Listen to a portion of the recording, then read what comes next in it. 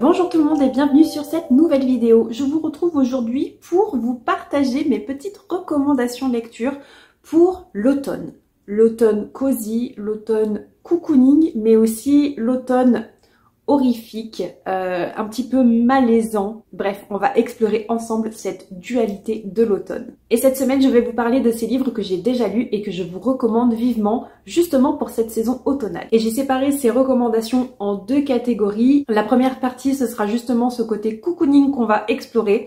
Et dans un deuxième temps, ce sera évidemment le côté horreur, le côté un peu plus Halloween de l'automne. Et avant de démarrer, je tenais simplement à préciser que je vais vous présenter uniquement les livres que j'ai déjà lus. Donc si vous estimez qu'il doit y avoir d'autres titres dans cette recommandation livresque de l'automne, n'hésitez pas à les citer dans les commentaires. Ça peut donner des idées à d'autres personnes et ça peut à moi aussi me donner des idées d'envie de lecture. Et on démarre tout de suite avec cette première partie, donc automne cocooning, automne nature. Et on va retrouver ici des lectures tout à fait cosy, parfaite pour se détendre, à lire avec un bon chocolat chaud, une bonne tasse de thé et sous un plaid. Mais il y a aussi d'autres lectures qui, elles, sont plutôt automnales, que j'ai placées quand même dans le côté douceur, mais qui se focalisent plus sur le côté nature de l'automne, le côté un peu sorcière même, j'ai envie de dire. Mais pas les sorcières terrifiantes, attention, ça ce sera pour la deuxième partie. Bref, en parlant justement de sorcières, on va commencer avec la première lecture recommandée,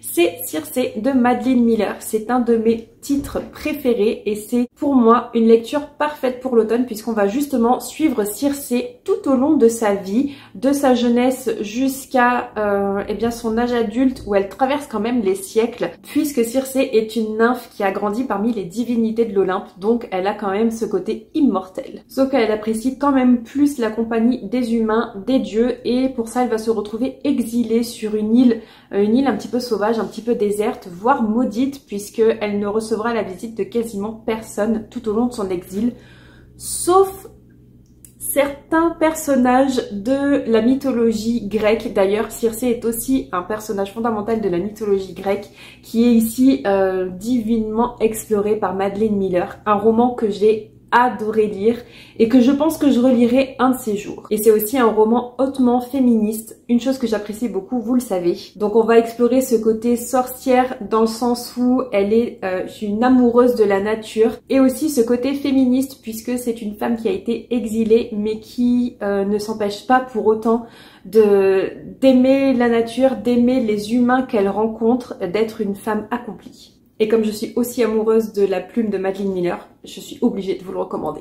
Un autre titre qui m'a carrément envoûtée et que j'ai découvert quand je me suis lancée finalement sur Booktube, c'est Piranèse de Susanna Clarke. On suit ici le personnage de Piranèse qui vit dans une maison un petit peu spéciale puisqu'elle est absolument gigantesque. Il n'a jamais réussi à en voir le bout. Et cette maison, elle est fondamentalement extraordinaire finalement puisque on nous dit que ses pièces sont infinies, ses couloirs interminables et ses salles ornées de milliers de statues. Ici aussi, une inspiration peut-être mythologie grecque. En tout cas, on a l'impression que Piranèse vit dans un musée, mais un musée un petit peu spécial quand même puisque l'océan débarque parfois dans certaines salles. Et comme je vous le disais, cette maison n'a pas de fin, cette maison n'a pas de sortie, n'a pas d'entrée, elle est juste interminable, un peu comme un labyrinthe finalement. Et on suit donc la vie de Piranèse à travers les entrées qu'il note dans son journal. C'était hyper intéressant parce que vraiment, eh bien, finalement un petit peu bizarre à lire. Je me souviens que la fin ne m'avait pas tant enchantée que ça puisqu'on se rapproche de la réalité, mais c'était quand même hyper envoûtant. Et comme je vous le disais, c'est un des romans qui m'a complètement rattachée à la lecture que j'avais abandonnée depuis des années, où je lisais peut-être un ou deux romans l'année parce que j'avais rien d'autre à faire. Je suis retombée amoureuse des livres grâce à Piranèse. Et si on veut rester dans la vibe sorcière amoureuse de la nature, j'ai un autre roman pour vous, un roman que j'ai absolument adoré, que je ne connaissais pas avant de découvrir qu'il était dans la sélection Babelio. C'était pour l'année dernière, l'année 2023, et ça avait été un véritable coup de cœur. C'est La sorcière de Limbricht de Susan Smith, si ma mémoire est bonne. Donc, comme je vous le disais ici, on va parler sorcière dans le sens amoureuse de la nature, amoureuse des plantes, mais aussi ce côté féministe, mais c'est un roman historique basé sur des faits réels. Donc Attention aux larmes, personnellement j'ai été très sensible à ce qui est arrivé à ce personnage principal de Huntgren, si ma mémoire est bonne. Et ça se passe dans les années 1670. On suit donc ce personnage de Huntgren, une femme âgée, elle a dans les 70 ans.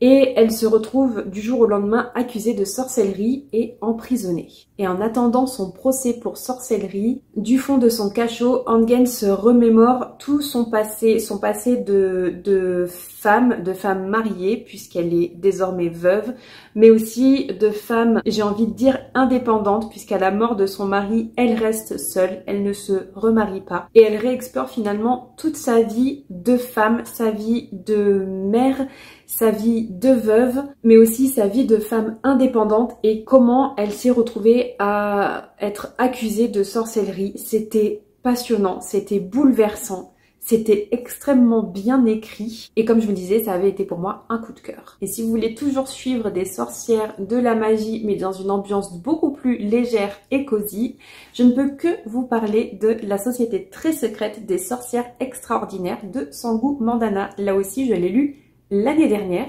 et j'avais beaucoup apprécié. Je suis pas forcément fan des lectures où il ne se passe pas grand chose en termes d'intrigue, où c'est juste de l'ambiance, de la vibe, mais j'avoue que j'avais particulièrement apprécié celui-ci grâce à ses personnages secondaires. Dans cette histoire, on suit notre personnage principal, Mika Moon, qui est une sorcière mais qui doit le cacher au monde entier. Sauf qu'elle en fait elle carrément des vidéos YouTube où elle fait semblant d'être une sorcière, alors qu'en réalité elle en est vraiment une. Et elle a l'habitude de vivre seule, d'évoluer seule dans ce monde d'adultes, malgré le fait qu'il existe une communauté de sorcières, elles essaient de ne pas se rassembler parce que si jamais elles se rassemblent trop longtemps, la magie devient trop importante et ça peut causer des dégâts. Donc elle reste volontairement seule dans son coin. Mais un beau jour, quelqu'un va la contacter en lui disant qu'ils ont besoin d'elle pour pouvoir donner des cours de magie à des petites sorcières. On lui demande donc purement et simplement de devenir la professeure particulière de jeunes filles qui ne maîtrisent pas leur magie et ça promet d'être un carnage. Évidemment, c'est une lecture hyper doudou et comme je vous le disais, pour moi, sa force, c'était vraiment ses personnages secondaires. Il y a un couple d'hommes gays qui ont 70-80 ans et qui étaient juste les meilleurs personnages du monde. Et chose assez rare pour moi, je n'aime pas les enfants, je suis pas forcément une personne qui apprécie la compagnie des enfants, mais j'ai adoré les personnages enfants de ce roman. Les trois petites filles sont elles sont adorables, elles sont pleines de vie, pleines d'humour. C'était vraiment chouette et aussi assez drôle. Si vous cherchez du cosy, toujours, mais dans un environnement un petit peu plus fantasy, un petit peu plus épique, j'ai ce qu'il vous faut. Je pense que une grosse partie du booktube l'a déjà lu. Il avait fait un carton dans sa version originale en anglais. Je parle évidemment de Légende édaltée de Travis Baldree. Dans celui-ci, on suit Vic qui est une orque, une mercenaire. Elle ne vit que pour la bataille, pour le sang. Sauf que elle en a assez. Elle décide de quitter cette vie de mercenaire et de bâtir un café, de pouvoir vendre ses petits cafés, ses petites viennoiseries dans une ville où personne ne connaît le café. Donc on va suivre un petit peu ses péripéties, ses rencontres avec différents personnages, certains qui vont devenir ses amis, d'autres qui vont devenir ses ennemis. Là aussi c'était assez cosy, ça se lit vite parce que c'est quand même écrit assez gros et surtout comme c'est cosy, c'est cocooning, c'est tout doux, c'est plein de tendresse, de douceur. Ça se lit tout seul. Mais évidemment, au niveau intrigue, comme je vous le disais, c'est un peu la spécialité de la cozy fantasy, c'est qu'il se passe pas grand chose. Il y a un méchant qui est pas si méchant que ça. Et pour moi, c'est un petit peu ce qui manque justement dans ce genre de lecture. Mais je sais que ça peut plaire à énormément de personnes, donc il fallait que je vous en parle. Et ici surtout, mention spéciale aux petites gourmandises qui sont créées par un personnage que j'ai absolument adoré, que j'ai trouvé extrêmement mignon. À ne pas lire si vous essayez de perdre du poids parce que ça donne extrêmement faim. Un autre tome 1 d'une série, ici une série en 6 tomes, mais qui se lit quand même assez vite puisque ce sont des tomes uniquement en poche qui font à chaque fois moins de 300 pages, voire même environ 250 pages. L'intrigue est aussi très prenante et pour moi, même s'il y a un tout petit côté surnaturel non expliqué, ça crie automne. Je veux parler bien sûr de Blackwater de Michael McDowell. Ici je vous montre le tome 1, mais vous pouvez tout à fait lire les autres tomes si vous avez déjà lu le tome 1. Pour moi ça reste une lecture automnale par excellence parce que il y a toujours ce côté un petit peu très légèrement magique et non expliqué comme je vous le disais, mais on suit ici une famille entière sur plusieurs générations et je sais pas pourquoi, mais moi le fait de suivre une saga familiale, eh bien pour moi ça crie automne. Bon, peut-être aussi le fait que les couvertures sont absolument magnifiques et avec des tons de couleurs assez automnales je trouve. Bref, dans tous les cas, si vous n'avez pas lu Blackwater, c'est le moment. Un autre titre que j'associe systématiquement à l'automne, même s'il n'y a pas forcément de description de l'automne dans ce roman, même si je trouve qu'au niveau de l'ambiance, eh bien c'est extrêmement automnal. Bref, à chaque fois que je pense à Rebecca de Daphné du Maurier, je me dis qu'il faut le lire en automne. Je l'ai lu il y a plusieurs années et l'une des seules choses dont je me souvienne, c'est justement cette ambiance pesante où on sait pas trop ce qui se passe. On suit notre personnage principal qui n'a pas de prénom. Elle est toujours désignée sous le nom de Madame de Winter puisqu'elle a récemment épousé Monsieur de Winter qui était veuf depuis quelques années. On ne sait pas ce qui s'est passé avec sa première femme. On sait juste qu'elle est morte tragiquement. Mais ça reste un mystère pour la nouvelle Madame de Winter qui doit se trouver une place quand même dans ce manoir. Manoir où elle n'a finalement pas d'amis et elle a beau être la maîtresse de maison, elle n'est absolument pas respectée par le personnel de Monsieur de Winter. On sent qu'il y a une grosse tension, que les gens ne l'apprécient pas et elle ne sait pas pourquoi. Elle a un peu comme l'impression que le fantôme de la première Madame de Winter est toujours dans les alentours. Et voilà, comme je vous le disais, pour moi ça sonne vraiment automne. Il faut le lire à ce moment-là. En plus, c'est considéré un peu comme un classique de la littérature. Ça peut aussi ajouter à ce côté justement ambiance pesante, automnale, à lire sous un plaid avec un bon thé. Et enfin, on ne peut pas parler automne sans parler de Dark Academia. On arrive à la fin de cette première catégorie. J'ai 2 livres avec une ambiance justement Dark Academia à vous recommander, 2 livres que j'ai appréciés. Le premier avec une ambiance fantastique, puisqu'on va parler aussi de un peu de dimension parallèle, de fantômes. C'est évidemment La 9e maison de Leigh Bardugo. Ici c'est le premier tome d'une trilogie. Je n'ai lu que le tome 1. Le tome 2 est sorti depuis un moment déjà, mais j'attends juste que le tome 3 soit annoncé pour pouvoir avancer dans cette lecture et je me relirai avec plaisir le tome 1 avant d'avancer. On va suivre notre personnage d'Alex Stern qui est capable de voir justement les fantômes, de pouvoir plus ou moins communiquer avec eux et grâce à cette capacité, elle est recrutée par cette fameuse 9e maison. Qui est une maison qui chapeaute les autres maisons, les autres sororités et fraternités de l'université de Yale, si ma mémoire est bonne. Donc cette ambiance Dark Academia avec justement des fantômes, des créatures surnaturelles, des mystères et même une enquête qui en entraîne une autre, qui en entraîne une autre. On est servi ici avec la 9e maison. Et si vous recherchez toujours ce côté Dark Academia mais avec un roman qui est vraiment ancré dans la réalité. Il y a juste un tout petit soupçon de fantaisie, mais qui est juste bon pour l'intrigue. Il n'y a pas du tout d'horreur ou quoi que ce soit. Je veux parler de Babel de R.F. Kuang. Je l'ai lu il y a peu de temps et quand je le lisais, je me disais que vraiment c'était le roman parfait pour l'automne. On a cette ambiance historique d'une Angleterre à l'époque victorienne, mais avec justement ce petit soupçon de magie puisque les personnes qui étudient tout ce qui est littérature, langue, civilisation, ils ont accès justement à cette petite magie des mots qui, associée à de l'argent, des lingots d'argent, peut devenir extrêmement puissante. Et ici, on va beaucoup parler de colonialisme, de racisme, voire de féminisme à l'époque victorienne et avec des personnages hauts en couleur. Et enfin, le dernier titre pour cette première catégorie, je trouve qu'elle fait un peu le pont justement entre cette catégorie automne, nature, douceur et l'autre catégorie, la catégorie suivante qui là est une catégorie un peu plus horrifique. On est un petit peu sur les deux tableaux. Je veux parler de Vampiria. Je vais vous parler ici du tome 1 puisque c'est un premier tome de trilogie et voire même un premier tome de double trilogie. C'est donc La Cour des Ténèbres, c'est écrit par Victor Dixon. Je parle de double trilogie puisqu'il y a la première, les tomes 1, 2 et 3 avec Vampiria. Et il y a aussi une nouvelle trilogie qui vient de sortir qu'on peut considérer comme les tomes 4, 5 et 6. Je me souviens plus du titre de cette trilogie, mais voilà, il y a ce côté vraiment automne, un petit peu horreur qui ressort de ce roman, puisqu'on va suivre ici des vampires. Enfin, notre personnage principal ici n'est pas un vampire, mais c'est une rebelle qui veut détruire justement cette société de vampires qui est purement et simplement chapeautée par le roi de France, parce que Louis XVI ici n'est pas mort, mais Louis XVI s'est transformé en vampire au lieu de décéder et eh bien dans ce présent il est toujours le roi de France et il est aussi donc le roi des vampires. C'est une trilogie complètement addictive. Je me souviens avoir écouté les tomes 1, 2 et 3 en version audio et avoir été complètement subjuguée à la fois par la narration de Marie Dubled qui est donc l'actrice qui lit les titres, mais aussi par l'écriture de Victor Dixon que j'ai trouvé très fluide et pourtant riche et aussi ancré dans l'histoire parce qu'on a toujours ces expressions un petit peu désuètes, cette ambiance très royale avec des robes, des froufrous, des bals, ce genre de choses.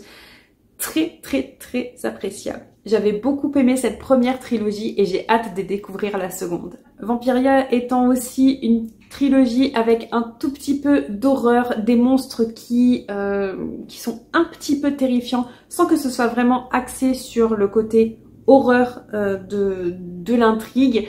Je trouve que c'était justement un roman, enfin une trilogie de romans parfaite pour faire le pont entre ces deux catégories et donc on passe à la seconde catégorie qui là est extrêmement axée sur l'horreur et le côté malaisant de l'automne. Et j'ai envie de vous parler notamment de Witchigo de Estelle Faye que j'avais là aussi lu l'année dernière ou il y a 2 ans peut-être. Et alors il y a le côté automne et il y a aussi le côté un peu hiver puisque ça se passe principalement au Canada en pleine neige. Et de mémoire on va suivre un groupe de personnes qui se retrouvent isolées dans la neige. Mais je ne sais plus trop pourquoi, quel est l'événement déclencheur qui fait qu'ils se retrouvent justement isolés dans la neige, loin de la civilisation, je ne sais plus bien. Mais je me souviens que c'est ancré dans le côté historique, ça se passe il me semble au XVIIIe siècle. Et en fait, cette intrigue de personnes qui sont isolées dans la neige, c'est raconté finalement par une tierce personne. Je peux juste vous dire que c'était assez prenant au niveau du suspense, assez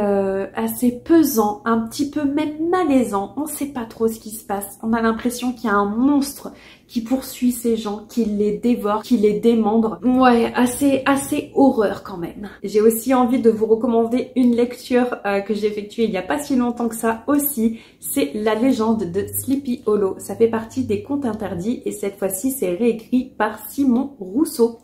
Déjà parce que la couverture, je pense que niveau horreur, on est plutôt pas mal, avec une personne décapitée et un costume ensanglanté.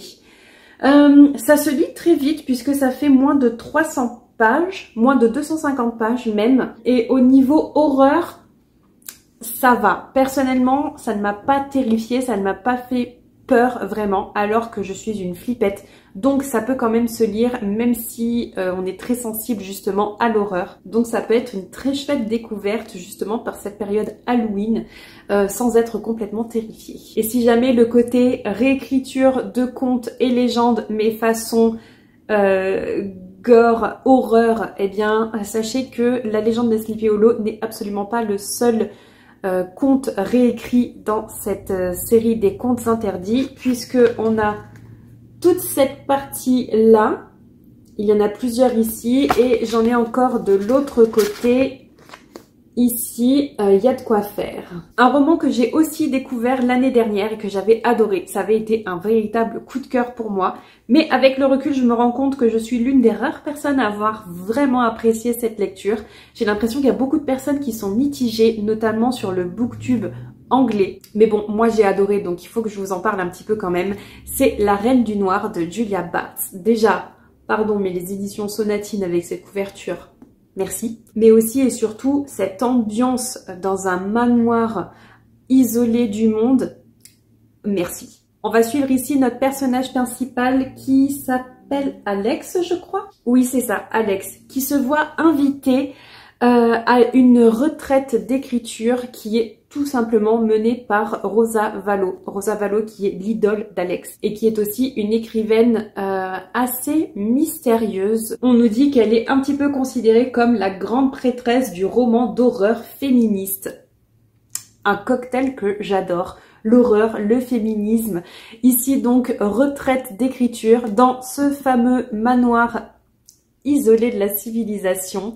Il va se passer plein de choses ici, plein de choses que j'ai beaucoup adorées. Si vous aimez les livres qui parlent de livres, d'écriture, ça peut carrément vous plaire.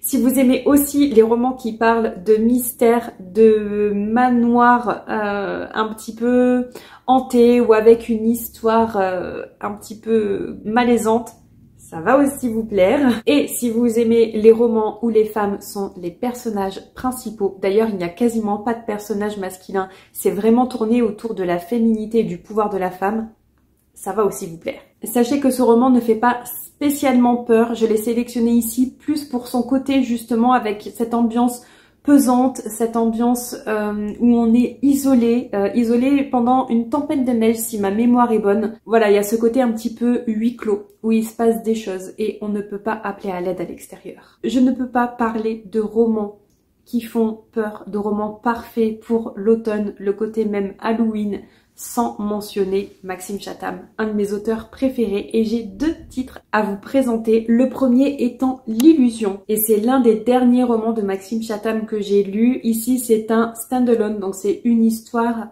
dans un seul tome, et on va suivre le personnage d'Hugo qui, à la suite de problèmes dans sa vie privée, va partir faire une saison d'hiver à Valkarios, une petite station de ski familiale qui ferme ses portes l'été. Et il y a un petit côté légende qu'on va explorer puisque si ma mémoire est bonne, on va parler d'un magicien qui aurait acheté cette station de Valkarios. Et il y a tout de suite une ambiance assez pesante parce que Hugo sent que il y a un petit quelque chose assez inquiétant. Il a l'impression d'être épié, il commence à avoir des visions, il voit des monstres, il entend des choses bizarres.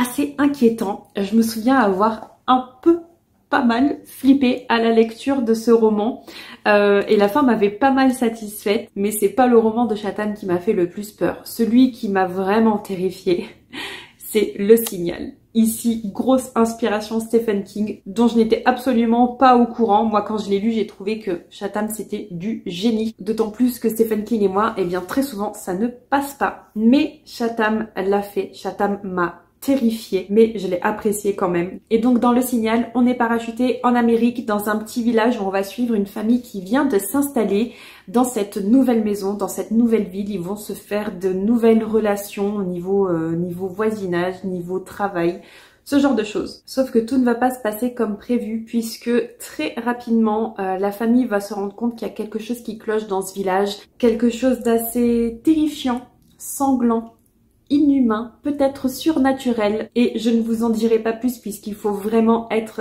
dans l'ambiance de ce roman, il faut vraiment le lire et être plongé dedans pour être complètement terrifié. Moi je me souviens d'avoir fait des cauchemars pendant plusieurs nuits, d'avoir eu cette angoisse presque d'aller dormir en me disant que de toute façon j'allais encore rêver de ce livre et j'allais encore passer de mauvaises nuits, mais en même temps j'ai complètement adoré ça. Et d'ailleurs j'ai hâte de retrouver une lecture qui me terrifie autant. Mais bon, si vous cherchez des lectures qui sont angoissantes, terrifiantes, mais quand même vachement moins que Le Signal, du moins pour l'expérience que j'en ai eue, j'en ai là encore plusieurs à vous présenter. Le premier, c'est Cache-Cache Mortel de Kiersten White. Je sais que c'est un roman qui n'a pas du tout fait l'unanimité au sein de la communauté de lecteurs, qui est même plutôt décrié, mais moi je me souviens l'avoir lu et avoir flippé, et une fois ces moments de peur passés, que je continuais ma lecture, ça allait beaucoup mieux. Donc terrifiant, oui, mais pas trop non plus. Et là, l'idée de base, elle est toute simple. On va suivre une bande de personnages qui ont été invités à participer à une compétition de cache-cache, tout simplement. S'ils sont la dernière personne à être retrouvée, ils gagnent la modique somme de 50 000 $, si ma mémoire est bonne. Oui, c'est ça, 50 000 $. Donc le but, c'est juste de jouer à cette partie de cache-cache et à gagner cette partie pour gagner les 50 000 $. Sauf que c'est pas un jeu de cache-cache comme les autres, puisqu'il va s'étaler sur plusieurs jours et surtout dans ce parc d'attractions complètement abandonné.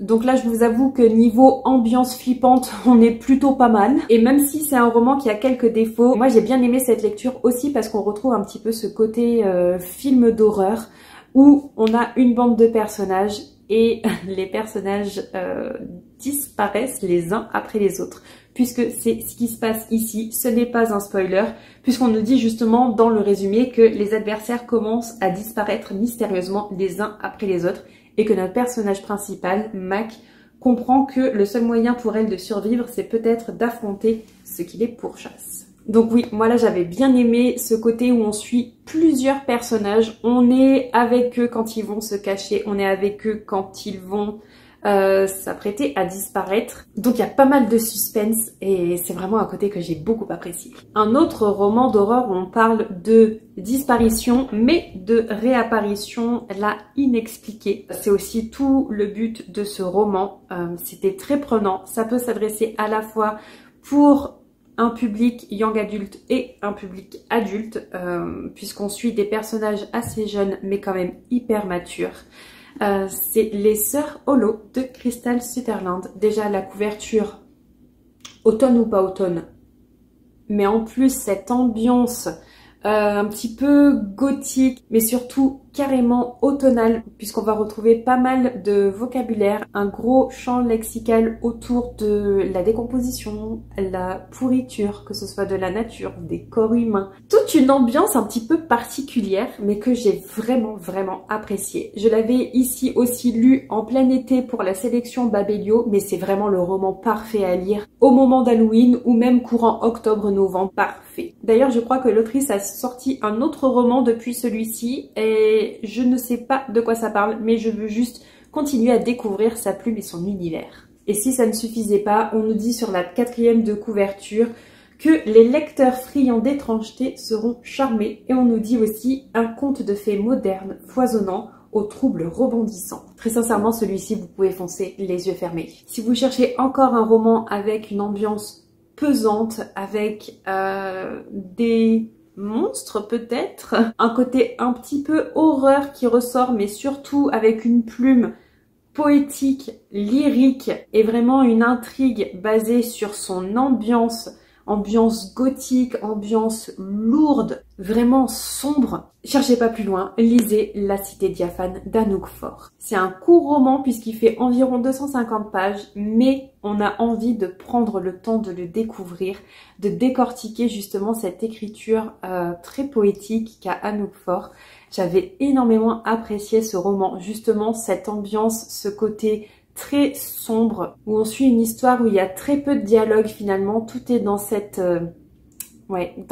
ambiance un petit peu horrifique. On est dans un univers ici qu'on pourrait qualifier de fantasy épique, sauf que on va évoluer dans cette fameuse cité diaphane qui est une ville qui a été abandonnée suite à une malédiction, et on va suivre donc notre personnage principal qui a été envoyé dans cette ville pour enquêter sur les mystères justement de cette malédiction. Moi, je n'ai qu'une seule chose à vous dire à propos de cette intrigue. Ne croyez pas que tout ce qu'on vous dit est réel. Et aussi, mention spéciale aux gravures d'Anouk Faure, puisqu'elle est aussi l'illustratrice de ces dessins qu'on retrouve justement dans ce roman très appréciable. Enfin, si vous cherchez des romans où c'est la maison qui est un élément central, voire un personnage de l'histoire, là aussi j'en ai encore deux à vous proposer. Deux que j'ai lus l'année dernière justement à peu près à cette époque et que je trouve parfait pour l'automne et Halloween. Le premier, c'est L'Hacienda d'Isabel Cañas. C'est le premier roman de cette autrice, mais c'est un roman extrêmement réussi. Ici, un roman historique, puisque ça se passe au Mexique dans les années 1820, si ma mémoire est bonne. Et on va suivre notre personnage principal qui, pour une raison absolument sociétale, une raison de classe sociale. Bref, donc elle se marie pour améliorer sa condition sociale et elle va emménager dans l'hacienda justement de cet homme. Hacienda qu'elle va découvrir et famille qu'elle va découvrir puisque ce monsieur ne vit pas seul, il vit avec sa sœur et avec tout son personnel de maison. Mais notre personnage principal va vite se rendre compte que quelque chose cloche ici et que c'est quelque chose d'assez inquiétant. Sachez juste que dans cette histoire, au niveau horreur, on va parler de possession et de fantômes. Donc, ça peut être une lecture qui peut pas mal vous plaire si c'est justement ce que vous recherchez. J'ai aussi beaucoup aimé le côté historique justement et le côté exploration des faits de société de l'époque, puisque on parle certes du Mexique dans les années 1820, mais aussi de la condition de la femme, de la condition du colonialisme et surtout de la condition des Mexicains.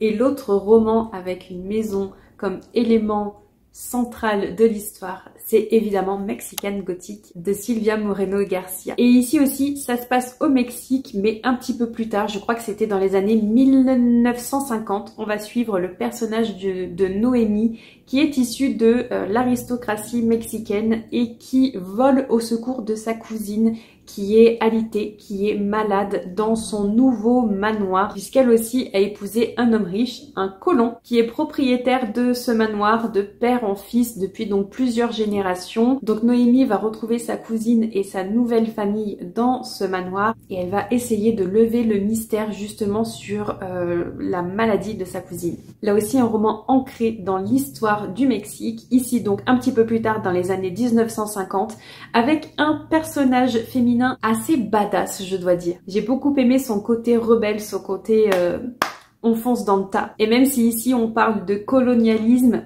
c'est beaucoup moins exploré que dans l'hacienda. Mais au niveau horreur, ambiance pesante, là aussi on est plutôt pas mal. Et enfin, le dernier roman de cette catégorie, le dernier roman de cette vidéo recommandation d'automne, c'est là aussi un classique de la littérature. Il y en a eu un dans la première catégorie, il y en a un dans cette seconde catégorie. Je l'ai lu à plusieurs reprises et j'ai le don d'oublier à chaque fois tout ce que j'ai lu. Je sais que je le relirai forcément un jour, que ce soit dans sa version anglaise ou dans sa version française, puisque je l'ai déjà lu dans les deux langues. C'est Dracula de Bram Stoker. Je vous le disais, c'est un classique de la littérature et un classique de la littérature horreur, parfaite pour l'automne, parfaite pour Halloween, puisqu'on va suivre évidemment un peu ce roi des vampires. Dans ce roman, on va suivre Jonathan Harker, qui est envoyé par son employeur en Transylvanie pour travailler auprès du comte Dracula, toute une histoire d'achat de propriété et de compte notarial. Enfin, on suit Jonathan dans la première partie de ce roman, où ça se passe donc en Transylvanie, dans le château du comte Dracula, et donc il y a un petit peu cette ambiance, encore une fois une ambiance pesante finalement. On découvre donc ce personnage de Dracula qui est absolument pas l'idée qu'on s'en fait. C'est absolument pas ce personnage sensuel qu'on imagine, au contraire. Mais même s'il paraît être bienveillant, Jonathan se rend vite compte qu'il doit repartir le plus tôt possible s'il y arrive. Et je ne vous dis pas ce qui se passe dans la deuxième partie, parce que ce serait vous spoiler ce qui se passe dans la première partie. Quoi qu'il arrive, ce roman est une petite pépite. Comme je vous le disais, je l'ai déjà lu plusieurs fois et je ne m'empêcherai pas de le relire. En tout cas, si vous n'avez jamais découvert le chef-d'œuvre de Bram Stoker, foncez. Et voilà, on est arrivé à la fin de cette vidéo de recommandations livresques pour l'automne. Comme je vous le disais au début de la vidéo, n'hésitez pas à me dire dans les commentaires quels sont les livres que vous estimez être des recommandations pour l'automne, des romans que vous avez lus et que vous avez envie que d'autres personnes découvrent. Et si jamais vous ne souhaitez pas, pour une raison ou pour une autre, laisser un long commentaire, vous pouvez toujours me laisser l'emoji vampire, puisqu'on vient de parler de Dracula himself. N'oubliez pas aussi de liker la vidéo si elle vous a plu, à vous abonner à la chaîne si c'est pas déjà fait. Nous on se retrouve la semaine prochaine pour ma vidéo pile à lire de l'automne, et croyez-moi, il y a du lourd. À la semaine prochaine, bye bye!